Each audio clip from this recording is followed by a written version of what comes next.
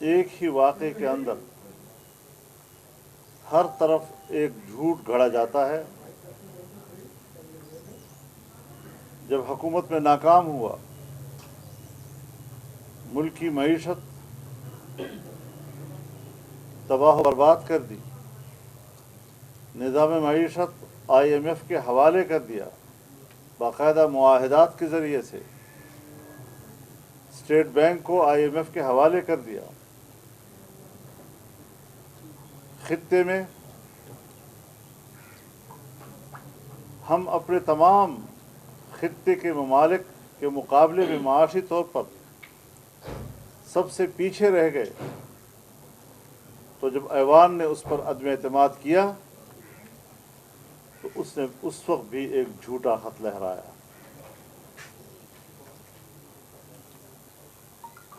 اندھے لوگوں نے آنکھیں بند کر کے ان کے جھوٹ کو قبول کیا، لیکن جھوٹ کے پاؤں نہیں ہوتے، اس کی کوئی منزل نہیں ہوتی، وہ سب کچھ واشگاف ہو گیا. آج اس نے ایک نیا ڈرامہ رچایا. ظاہر ہے جب پہلی خبر آئی تو ہم سب لوگ پریشان ہوئے. ہم نے ہمدردی کا بھی اظہار کیا، لیکن جوں جوں وقت گزرتا گیا اس واقعے سے لمحہ بلمحہ ایک ایک جھوٹ پھوٹتا رہا.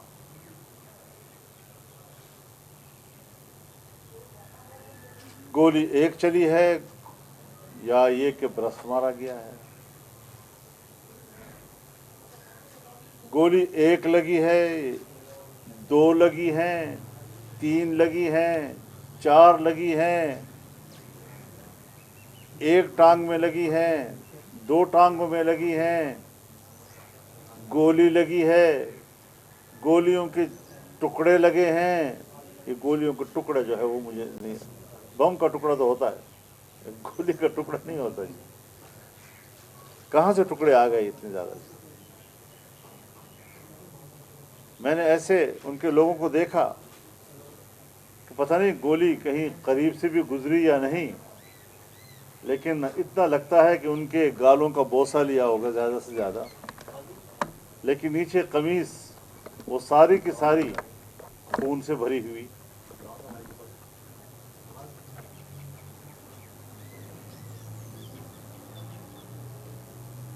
تو جس طرح برادران یوسف نے یوسف علیہ السلام کی قمیص کو جھوٹا خون لگایا تھا، یہاں بھی کچھ ایسے ہی منظر ہمیں لگ رہا تھا. پہلی مرتبہ پتہ چلا ہے کہ پنڈلی میں بھی شارگ ہوتی ہے. کیا ڈرامے ہیں! ڈاکٹروں کے اپنے بیانات پہ تضاد ہیں. کسی ہسپتال میں جانے کو تیار نہیں، یا تو 5-6 دنوں میں مشکل سے لاہور سے گجرانوالے پہنچتا ہے، اور یا جب گولی لگتی ہے تو اتنی تیزی سے دوڑتا ہے کہ 1 گھنٹے میں لاہور، قریبی ہسپتال بھی نہیں. اتنے بڑے حادثہ جس کی وجہ سے آسمان سر پہ اٹھایا گیا. پھر ہڈی کا علاج کینسر اسپتال میں، پھر اس کے ڈاکٹر کا رپورٹ، اور جو باہر سے ٹیم آئی ہے اس کی رپورٹ. اور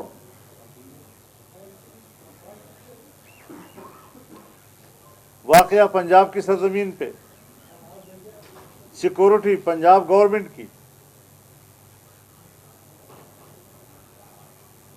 بندہ پکڑا گیا تو پنجاب پولیس نے پکڑا، لے گئے تو پنجاب کے تھانے میں، تفتیش ہوئی تو پنجاب کی پولیس نے کی، اور بغیر تحقیق کے ملبہ ڈال دیا کہ جی وزیر اعظم پر پرچہ کاٹا جائے، رانا ثناء اللہ کا پرچہ کاٹا جائے، ISI کی DGC پہ پرچہ کاٹا جائے. کیا مطلب؟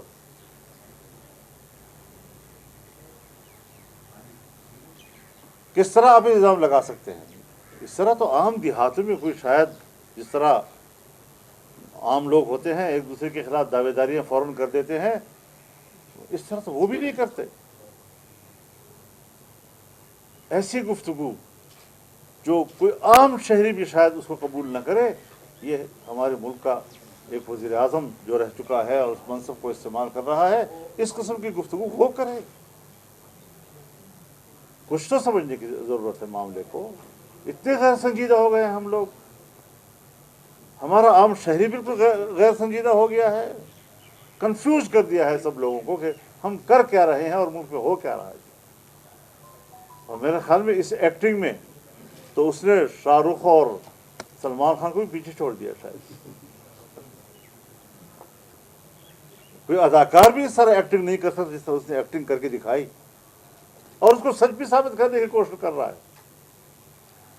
کبھی دوڑ کے چلتا ہے، کبھی زخمی کے اوپر پلستر ڈالتا ہے اور لمبا پیوند ہے. یہ کون سی طریقہ ہے؟ ہڈی ٹوٹتی ہے تو پلستر ڈالا جاتا ہے، زخموں پر پٹی باندھی جاتی ہے. جیسے زخمی کے اوپر پتہ نہیں یہ کہ ایک ٹانگ ہے 2 ٹانگیں ہیں. اس طرح کا ڈرامہ شاید دنیا میں کوئی مچا سکے. اور وہ پشتو میں ہے کہ وہ ہم دکم جائے اور ڈب دکم جائے تھی باران پہ پرن کی جائے کہ وہ اخرے دپن کی جائے اوڑ. تو اس قسم کے کہاوتوں کا وہ مصداق بن رہا ہے. واقعہ ادھر ہو گیا ہے، ملبہ وفاق پہ ڈال دیا گیا. کیا کہتا ہے مارتا تمہیں میں کسی اور جگہ پہ ہوں، آواز کہیں اور سے نکل رہی ہے.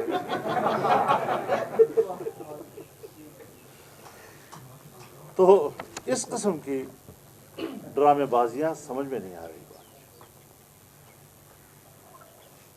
ساری دنیا کو چور چور کہنا، کوئی وقار کی زبان بھی سمجھو، کوئی وقار کی زبان بھی سیکھو، اور خود سب سے بڑا چور پھر نکل آتا ہے. اب بات بنیادی یہ ہے کہ پہلے تو اس پر جے آئی ٹی ہونی چاہیے کہ اس نے جھوٹ کیوں بولا. پہلے اس پر جے آئی ٹی ہونی چاہیے کہ اس نے جھوٹا خط کیوں لہرایا تھا. پہلے اس پر جے آئی ٹی ہونی چاہیے کہ اس نے ایک ریاستی راز کو کیوں اس طرح تشت اذام کیا، اس کو جھوٹ بنا کے، غلط معنی پہنا کے، غلط پیغام سے اس کو وابستہ کر کے کیوں لہرایا. اس نے کس کس بات کو رویا جائے، کس کس جھوٹ کو رویا جائے، سمجھ میں بات نہیں آ رہی. تو بنیادی چیز یہ ہے کہ اب اس طریقے سے معاملات نہیں چلیں گے. لانگ مارچ ناکام ہو چکا ہے، ٹھس ہو چکا ہے، اب دوبارہ تشکیل نہیں دیا جا سکتا. اور شاید ڈرامے کے بعد کچھ ہمدردیاں، ڈرامے سے پہلے شاید کچھ ہمدردیاں ہمیں بھی ہو جاتی کہ بھئی یہ واقعہ ہو گیا ہے، تھوڑا اس کے ساتھ نرمی ہونی چاہیے، تم نے وہ مواقع بھی گنوا دیے ہیں. اب حکیم ثناء اللہ بھی اس سے کہیں ذرا طاقتور نسخہ بنا کے بیٹھا ہوا ہے. سوال ہی پیدا نہیں ہوتا کہ آپ اسلام آباد میں آ سکیں. اور میں اپنی حکومت کو اور وزیر اعظم پاکستان کو کہنا چاہتا ہوں کہ کسی طریقے سے کوئی نرمی نہیں دکھانی، ڈٹ جانا ہے، اور پاکستان کی سیاست اور پاکستانی قوم کے ساتھ اس طرح کا کھلواڑ کرنے کی اجازت کسی کو بھی نہیں دی جا سکتی. انشاءاللہ مقابلہ کریں گے، اور یہ کوئی چیز اب نہیں رہے. انشاءاللہ العزیز پوری طرح مقابلہ ہوگا، اور کوئی رعایت ان کو اب نہیں دی جائے گی. اور ان کو بتا دینا چاہتا ہوں کہ یہاں زمین بہت سخت گرم ہے، تمہارے تلوے اس زمین کو برداشت کرنے کے قابل اب نہیں رہے ہیں. جس طرح آپ نے بھی کہا کہ ان کو جو ہے اسلام آباد آنے نہیں دیا جائے گا، ان کی حکومت میں آپ یہاں پر آئے تھے، آپ نے لانگ مارچ کیا تھا، انہوں نے تو کچھ نہیں کیا تھا. دوسرا سوال میرا یہ ہے کہ آپ نے ماضی میں کہا کہ عمران خان کی حکومت کے پیچھے اداروں کا ہاتھ ہے. اب وہ آپ پہ الزام لگا رہا ہے کہ اس حکومت کے پیچھے اداروں کا ہاتھ ہے. تو کتنی اس میں جو ہے دونوں بڑی واضح چیزیں ہیں. हमने लॉन्ग मार्च का ऐलान किया। जहां पर इंतज़ामिया ने हमें कहा हम वहीं रुके। कराची से लेकर, कोयटा से लेकर, चतराल से लेकर, गिलगित से लेकर, गवादर से लेकर, जहां जहां से काफिले आए, रास्ते में एक मुसाफिर पाकिस्तान का बता दे कि उसके सफ़र में उसको कोई खलश हुई हो, कोई बस रुकी हो, कोई गमला टूटा हो, कोई पत्ता गिरा हो। और यहाँ पर हम आए, 15 दिन रहे, जिस नज़्म ज़ब्त के साथ पुलिस की यहाँ पर जो ड्यूटियाँ थी वो रिलैक्स हो गए।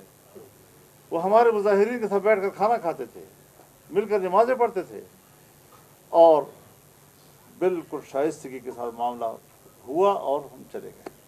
उसके बाद ये आए, कोर्ट ने कहा कि इनको आने दो। हालांकि उनके अज़ाइम का जब हुकूमत को पता चल जाता है, इंटेलिजेंस रिपोर्टें आ जाती हैं, तो हुकूमतें इंटेलिजेंस रिपोर्टों पर फिर पॉलिसी और हिकमत अमली बनाती है। सो हमने हिकमत अमली बनाई, लेकिन कोर्ट ने कहा कि नहीं आने दो। कोर्ट के आने पर आए, जो जगह उनके लिए मुख्तस की गई, क्या वो वहाँ रुके? क्या वो आगे नहीं बढ़े? क्या वो डी चौक पे नहीं आए? क्या ब्लू एरिया पे उन्हें आग नहीं लगाई? ये होता है फ़र्क कि आप मुझे कह सकते हैं तो मेरी पोजीशन ये थी, जब हम इनको रोक रहे हैं तो उनकी पोजीशन ये है। और जहाँ तक है इदारों की बात, बाबा बात है साफ, हमारी शिकायत इदारों से थी कि आप उसकी पुष्पनाई कर रहे हैं। उसकी शिकायत यह है कि तुम न्यूट्रल क्यों हो, तुम मेरा साथ दो। फ़र्क समझो ज़रा इस बात को जी। अब ये कहता है कि आर्मी चीफ मेरी मर्जी से बने। अगर इस तरह मर्जियों से बनना है तो फिर उस पार्टी का अपना आर्मी चीफ होगा, फिर मुस्लिम लीग का अपना आर्मी चीफ होगा, फिर हमारी पार्टी का अपना आर्मी चीफ होगा, फिर ये तो अजीब फौज होगी। फिर तो इस किस्म के बेतुके किस्म के आइन से मावरा बातें करना, मुतालबात करना, ये उसको अपना खौफ नजर आता है। गोली मारने वाली सियासत है, इसको आप किस तरह देख रहे हैं? और इसी गोली मारने वाली सियासत में आप अपने आप को महफूज समझते हैं? देखिए, मुझ पर 3 खुदकुश हमले हुए, अकरम खान दुरानी पे हुए, मौलाना अब्दुल गफूर हैदरी पे हुए, मौलाना हसन जान हमारे पार्लियामेंटेरियन थे, उनको शहीद किया गया, मौलाना मेराजुद्दीन हमारे पार्लियामेंट को शहीद किया गया, मौलाना नूर मोहम्मद सवाना के उनको शहीद किया गया, हमारे पार्लियामेंटेरियन रह चुके हैं। और उलमाए किराम, शुयूखुल हदीस, कहाँ कहाँ पर उनकी शहादत हुई। इस वक्त 1 साल के अंदर बाजवड़ के अंदर जमीयत उलमाए इस्लाम का अगर एक साथी जो 1 महीना पहले बम धमाके में गाड़ी उड़ गई और वो बच गया, अगर वो भी शहीद हो जाता तो ऐसा तरह होता। 16 हमारे नौजवान उलमाए किराम शहीद हुए हैं। हज के दिनों में हम अभी हज पे थे, मीरली में हमारे 3 ज़ुआमा शहीद हो गए। एक हमारे सूबाई असम्बली का कैंडिडेट, एक हमारा नौ मुंतखब इलाके का चेयरमैन, और एक हमारा तहसील सेक्रेटरी जनरल शहीद हो गए। और दूसरे इलाकों में यही सूरत हाल है। तो इसके दौर में तो हमारे साथ वो कुछ हुआ और अभी तक वो सिलसिले चल रहे हैं। हम यकीनन एक बड़ी मुश्किल में हैं। ये लोग पहले क्यों नहीं थे, और जब हुकूमत तब्दील हो रही थी तो क्यों पाकिस्तान में आ गए, और एकदम वो सूरत हाल और उससे बढ़कर ख़तरनाक सूरत हाल क्यों बन गई है। हम तो चाहते हैं कि पाकिस्तान में अमन हो, जो भी पाकिस्तान का शहरी है वो पुरअमन ज़िंदगी गुजारे, इज़्ज़त व वक़ार की ज़िंदगी गुजारे, आइन और कानून के ताबे ज़िंदगी गुजारे। कुछ गलतियां हैं जो रियासती सतह पर भी होती हैं, उससे इख्तिलाफ किया जा सकता है, लेकिन उसका इजाला कैसे किया जाए वो रियासत की जिम्मेदारी है। लेकिन सूरत हाल यह है कि हमने कुर्बानियाँ दी हैं, हम अमन व अमान के लोग हैं। आप मुझ पे बता दें कि जमीयत उलमाए इस्लाम की किसी एक कारकुन के हाथों पाकिस्तान का सियासी जब मुखालिफ नहीं कोई शहरी अब तक मुतासर हुआ हो। मौलाना साहब ये फरमाएं कि आप इसी जगह पे एक लम्हे के लिए मौलाना साहब इसी जगह पे जब मरियम नवाज साहबा का दरवाज़ा तोड़ा गया था कराची में, और आपने यहाँ पे प्रेस कॉन्फ्रेंस की थी, सेम उससे भी बढ़ के जो है वो आज़म सवाती के साथ हुआ है। उसकी वीडियो आ गई और ज़ाहिर है जहाँ पे वो मौजूद थे उन्होंने खुद उसकी तस्दीक कर दी कि ये जगह उसी वही है जो वीडियो है। क्या इसकी भी फुल कोर्ट से तहकीकात नहीं होनी चाहिए? कब तक इस तरह ब्लैकमेल किया जाएगा सियासतदानों को? मैं एक गुजारिश करूँ आपसे, ऐसे वाक़यात की मैं 1000 दफ़ा मजम्मत करता हूँ, लेकिन मैं इस पर मज़ीद तबसरा नहीं कर सकता। आज़म स्वाति को अपनी हया कितनी अजीज़ है या नहीं, लेकिन मुझे उसकी हया अजीज़ है। मौलाना साहब ये बता दें कि कुछ टाइम पहले आपने एक इस्तिलाह जो है वो मुतारिफ कराई थी निके दाबा, तो निके दाबा का रुख अब आपकी तरफ है कि इमरान खान मैंने की इसका तरफ? जवाब दे दिया। मौलाना साहब कि अगर अब्बे ने अपनी मर्जी से बकाई में होश व हवास बरज़ा व रग़बत अपने निक्के को आग कर दिया है तो मैं क्या कर सकता हूँ यार। अच्छा मौलाना साहब इधर जी फरमाएं। जी हाँ फरमाएं। ये जो अभी मामला था आज़म स्वाति वाला, सुप्रीम कोर्ट की जानिब से जो वज़ाहत आई है उसमें ये कहा गया है कि जो सुप्रीम कोर्ट रजिस्ट्री है नाजिर कोर्टा में वहाँ पे आज़म स्वाति कभी रही नहीं। एक तो ये स्टेटमेंट अभी आई है, सुप्रीम कोर्ट की जानिब से वज़ाहत आई है। दूसरी बात ये बताएं कि इस वक्त जो मुल्क की सूरत हाल है, इमरान खान साहब ने ड्रामा किया या कुछ किया, लेकिन उनकी मैशत को नुकसान जरूर हुआ, पॉलिटिकल अनस्टेबिलिटी है और इलेक्शन की तरफ भी 8 से 10 माह के बाद जाएंगे, तो मुल्क सर्वाइव कैसे करेगा? अगर खान को एक साइड पे ये हुकूमत में था तब भी उसका एजेंडा मुल्क की मईशत को तबाह करना था। ये हुकूमत से निकल गया तब भी उसका एजेंडा जो है वो मुल्क की मईशत को तबाह करने का है। ये जो कुछ कर रहा है अपने नामुकम्मल एजेंडे की तकमील के लिए कर रहा है। अच्छा मौलाना साहब, खैबर पख्तूनख्वा में आपकी डिमांड है कि वहाँ पर गवर्नर लगाया जाए और अभी तक गवर्नर नहीं है वहाँ पर, गवर्नर ना लगने की वजूहात क्या हैं आपकी नज़र में? एक जरा सब कि फरियाद के दिन थोड़े। अच्छा मौलाना ये बताया, सुनने में ये आ रहा है कि जहाँ पर वो जलसों में खड़े होकर बात करते हैं और निशाना बनाते हैं तनकीद का, वहीं पर पसे पर्दा यानी कि राब्ते किए जा रहे हैं, तो किस हद तक आपसे कोई बात हुई वज़ीर आज़म की या साबिक़ सदर आसिफ ज़रदारी की कि ये राब्ते किए जा रहे हैं, कि ये कह रहे हैं कि कुछ सेफ सेविंग की जाए? मुझे ज़रदारी क्यों बताए, मुझे शहबाज शरीफ क्यों बताए? जिनसे वो राब्ते कर रहे हैं वो खुद बता रहे हैं आपको, उसमें मुझे कहने की क्या ज़रूरत है?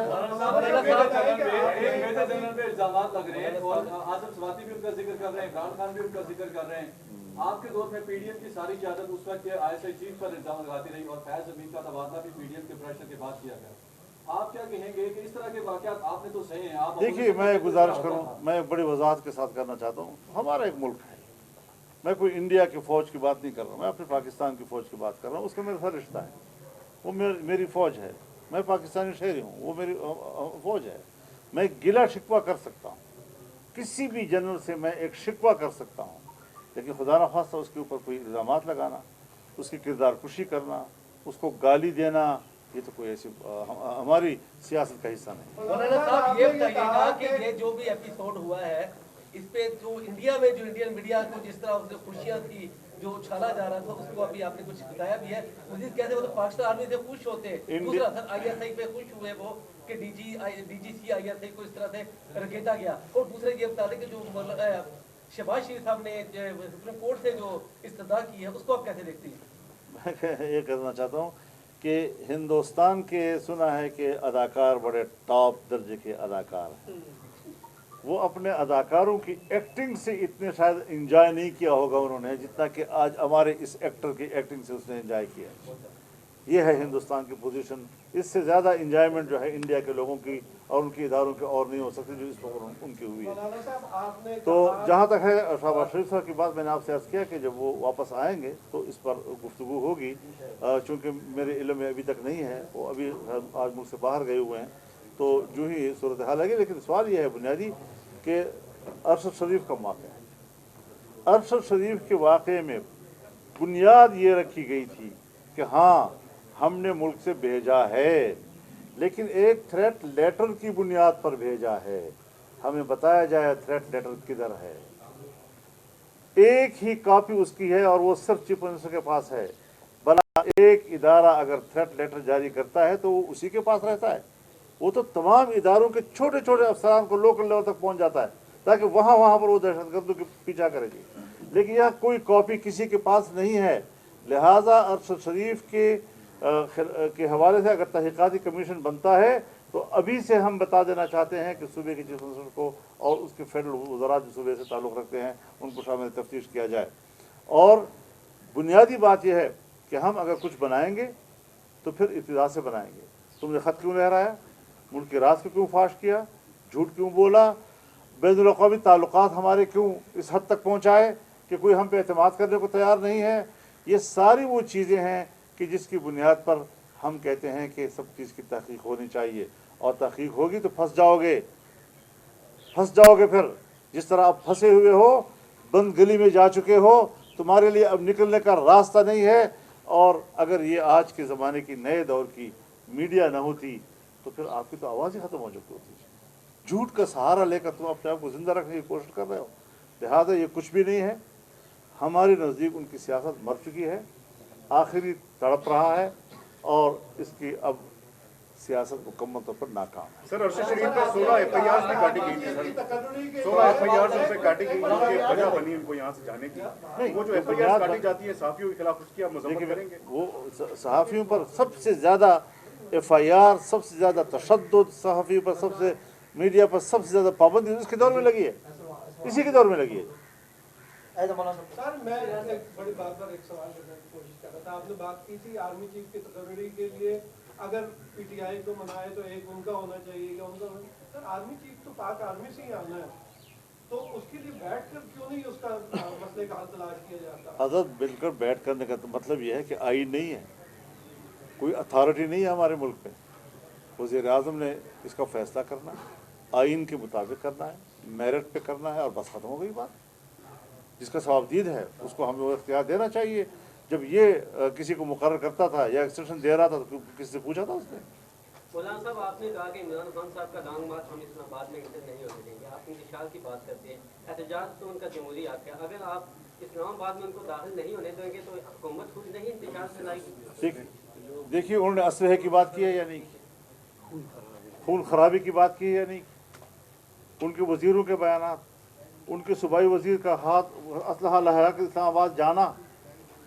तो अगर इस किस्म की बातें वो करेंगे और इस्लामाबाद की तरफ असलहा लाने की बातें आएंगी और बाकायदा मीडिया में ख़ुद वो कहेंगे कि हम आ रहे हैं असलों के साथ, और फिर उनका अपना बंदा एक दिन पहले कर रहा है कि ये खूनी लॉन्ग मार्च होगा, यहाँ जनाजे उठेंगे, यहाँ लाशें उठेंगी, क्या इस्लामाबाद को हम इस चीज़ का तमाशा बनाएं? और पहले साबित हो चुका है कि ये आए और डी चौक पर उन्होंने पूरे इलाके को आग लगाई हुई थी। तो इस किस्म की जो जुनूनियत उसने अपने माहौल में पैदा की हुई है, इंतहा पसंदाना रविश, इल्ज़ाम तो उलमा और मजहबी लोगों पे लगाया जा रहा है। तो ये जो कह रहा है कि अल्लाह मेरी उस तरह तरबियत कर रहा है जिस तरह की नबी की तरबियत करता था, तो अब तो मेरा ख्याल में नबी बन चुका होगा। तरबियत करते करते मेरा ख्याल में नाउज़ुबिल्लाह अब तो उसको दावा कर लेना चाहिए कि अब मैं नबूवत के मकाम पर पहुँच चुका हूँ।